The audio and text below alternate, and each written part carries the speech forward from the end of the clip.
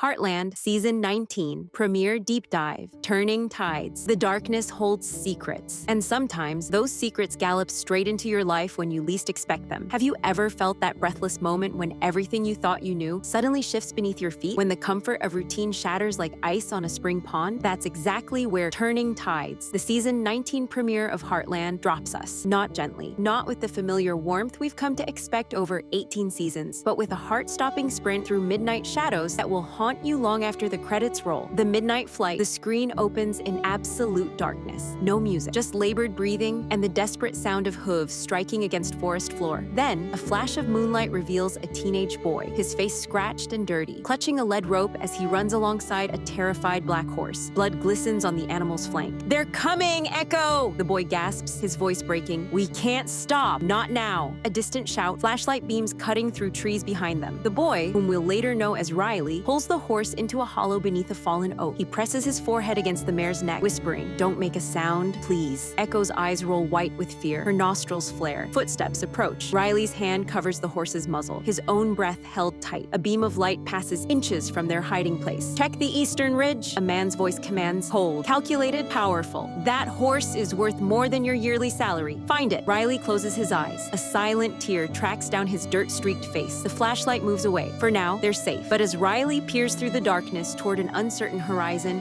we see something in his eyes beyond fear, determination, and somewhere, miles away across the moonlit prairies of Alberta, stands Heartland Ranch, a sanctuary neither horse nor boy has ever seen, but they will. Title card, 72 hours later. Sanctuary and suspicion. Dawn breaks over Heartland with that signature golden light we've come to associate with healing and hope. But today is different. Amy Fleming stands motionless in the training ring, her posture calm but alert. Across from her, Echo paces nervously, her black coat still bearing the marks of her midnight escape. Jack Bartlett watches from the fence, his weathered face a mask of concern. Beside him stands Riley, thin and wary, his eyes never leaving the horse. "She's been through something terrible," Amy says softly, not moving closer to Echo. "You can see it in the way she carries herself, like she's expecting pain." Jack's gaze shifts from the horse to Riley. "And what about you, son?" Riley doesn't answer, doesn't need to. "Amy," Jack says, his voice deliberately casual, "Lou mentioned someone's been asking around town about a missing black mare. Made some calls to the sheriff's office." The air in the ring seems to freeze. Amy looks directly at Riley, whose face has gone pale. "Is there something you haven't told me?" Before Riley can answer, Echo suddenly charges, hooves thundering toward Amy with terrifying speed. Most people would run. Amy stands her ground. "I see you," she whispers to the frightened mare. "I see your pain." Echo stops inches from Amy, nostrils flaring, sides heaving. Amy slowly raises her hand, not to touch, but to acknowledge. "No one's going to hurt you here." Riley watches, transfixed. "She's not ready yet for anyone else, Jack," Amy says, still maintaining eye contact with Echo. "Neither was I once." That line, simple yet profound, hangs in the air between them, a reminder of Amy's own journey through grief and healing that longtime Heartland fans know all too well. Jack nods, understanding, then asks the question that will drive the episode. So who's looking for her? And why is this boy willing to risk everything to keep her safe? The newcomer's story. Later in the barn, Amy finds Riley brushing Echo with careful, practiced strokes. "You've done this before," she observes, not a question. Riley's shoulders tense, but he doesn't stop. "Since she was born." "So she's yours?" A long pause. Then, "She's supposed to be." Amy leans against the stall door. 7 foster homes in 3 years. That's what social services told us when they called yesterday. Riley's hand stills on Echo's neck. "They're looking for you, Riley. They'll send me back." His voice cracks. "And they'll take Echo." "Back where?" He shakes his head. Amy chooses her next words carefully. "Someone hurt Echo. The scars on her flanks didn't come from branches in the forest." Riley's eyes fill with tears he refuses to shed. "Mr. Calloway said she was worthless, untrainable. He took a crop to her until he stops, unable to continue." "Who is Mr. Calloway?" But Riley has closed off again, focusing entirely on the horse. Amy recognizes the defense mechanism all too well. Sometimes trauma doesn't want to be spoken. Sometimes it hides in silence. "Okay," she says gently. "We'll try something else?" The challenge. The training ring looks different now in the afternoon light. Amy has removed all equipment except a single rope halter. "What are we doing?" Riley asks, standing uncertainly in the center. Not we, Amy corrects. You. She hands him the halter. Show me how you communicate with Echo. Riley looks confused, but she's frightened, traumatized? So were you once, but someone connected with you, didn't they? Someone showed you that not every hand would hurt. Riley looks down at the halter, then at Echo, who stands nervously at the far end of the ring. I don't know if I can. Amy steps back. Trust. Show her what it looks like. Riley takes a deep breath and turns his back to Echo. An act of vulnerability that seems almost reckless. Silence. Then the soft sound of hoofbeats.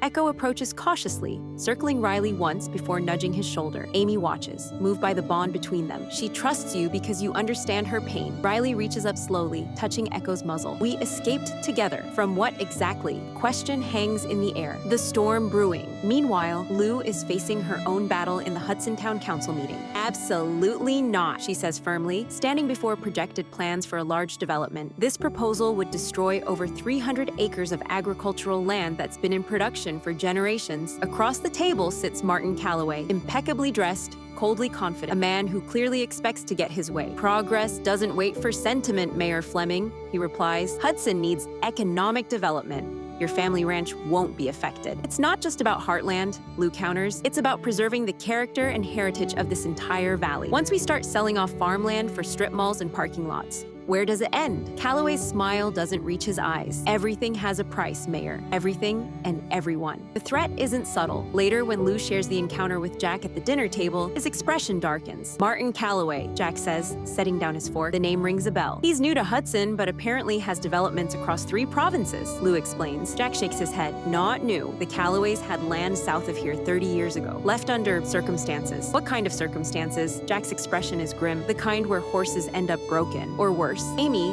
who's been quiet throughout the exchange, suddenly looks up. Did you say Calloway? The revelation night has fallen over Heartland. Amy finds Riley sitting outside Echo's stall, keeping watch like a sentinel.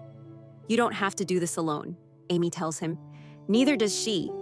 Whether it's exhaustion or the genuine kindness in Amy's voice, something finally breaks in Riley. Mr. Calloway, he says, voice barely above a whisper. He says Echo is his, but she's not. She's mine. I raised her from a foal. Amy goes still. Martin Calloway? Riley nods. I worked at his ranch. When he decided Echo was untrainable, he can't finish. How did you get away? Midnight. Electric fence failed during a storm. The pieces click into place. A teenager with no proper home. A valuable horse allegedly stolen. A powerful man with connections to law enforcement. Amy takes the lead rope from Riley's hands. Come on, both of you. We need to talk to Lou. The confrontation morning brings 2 black SUVs rolling down Heartland's driveway, gravel crunching beneath expensive tires. Martin Calloway steps out, tailored suit, cold eyes, a sheriff's deputy flanking him. Amy steps onto the porch. Riley, stay with Echo. I'll handle this. Lou joins her sister, and moments later, Jack emerges from the barn. 3 generations of Bartlett Fleming strength stand shoulder to shoulder. You're harboring a thief in my property, Calloway announces without preamble. The boy took a valuable thoroughbred from my stables. Interesting, Lou responds, because I've been doing some research, Mr. Calloway. The horse in question isn't registered to you or your breeding operation. Calloway's smile falters. A clerical oversight? And these? Amy produces her phone, displaying photos of Echo's scars. Are these oversights too? The deputy shifts uncomfortably. Jack steps forward. 30 years ago, the Calloway Ranch was investigated for animal cruelty. Nothing stuck then. Times change. Careful, old man, Calloway warns. No, Jack replies. You be careful. This is Heartland, and on this land, we protect those who need protecting. Lou adds, as mayor of Hudson and as a Fleming, I'm formally requesting an animal welfare investigation into Mr. Calloway's operations. And until that investigation is complete, Echo stays here under protective custody. Calloway's face darkens. This isn't over. No, Amy agrees. It's just beginning. The turning tide. As the SUVs retreat down the driveway,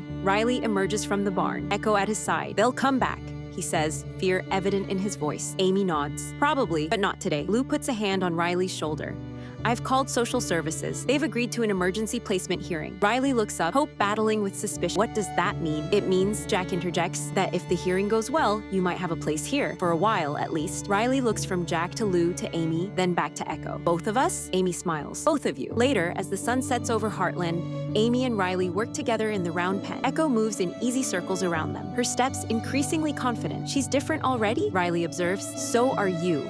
Amy replies. In the distance, the lights of Hudson twinkle as darkness falls. They say tides change slow. Amy's voice carries us into the closing montage. But sometimes, all it takes is one moment, one spark, one hand reaching out, and the tide turns. We see flashes, Lou researching late into the night, determined to protect both Heartland and Hudson from Calloway's influence. Jack on the phone with old contacts, piecing together Calloway's troubled past. Ty and Amy's daughter Katie showing Riley around the property. The beginning of a friendship. What matters isn't how many times life knocks you down. Amy continues as we watch Echo finally accept a saddle without flinching. But who's standing beside you when you rise again? The final shot shows Riley and Echo silhouetted against the Alberta sunset. No longer running, no longer alone. The tide has turned. Your thoughts? So what did you think of this premiere? Did Turning Tides live up to your expectations? Are you intrigued by this new threat to Heartland in the form of Martin Calloway? What about Riley and Echo's journey? Can Heartland heal these newcomers as it has healed so many before? Let me know in the comments. And if you loved the episode as much as I did, make sure to like, share, and subscribe for more Heartland content every week. Coming next week, as Calloway's investigation looms, a surprising visitor from Amy's past returns with information that could change everything. Plus, Georgie faces a difficult choice when her Olympic dreams collide with a family crisis. Thanks for watching, and remember,